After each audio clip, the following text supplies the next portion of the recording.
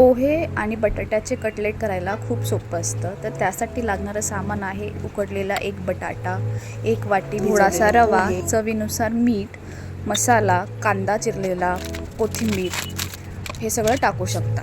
हे सगळं मिश्रण एकत्रित करून बारीक करून ते मिश्रण एकत्र एकजीव करायचं.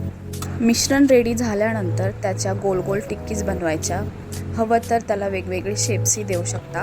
हे मला माझ्या मुलीला टिफिनला द्यायचं होतं म्हणून मी तिला वेगवेगळे शेप्स बनवून दिले होते. हार्टचा, स्टारचा, राऊंड असे वेगवेगळे शेप्स मी बनवून दिले होते. आणि नंतर त्याला डीप फ्राय करून तेलात तळले होते. तुम्ही हे तेलात न तळता फक्त थोडंसं तेल टाकून ते फ्रायही करू शकता, ते बेस्ट आहे. पण मी हे फर्स्ट टाईम केलं होतं त्यामुळं मी हे असं केलं होतं. खूप छान झाले होते. की मुली स्कूलमधून आल्यानंतर मला सांगितलं की खूप छान झाले होते टिक्की.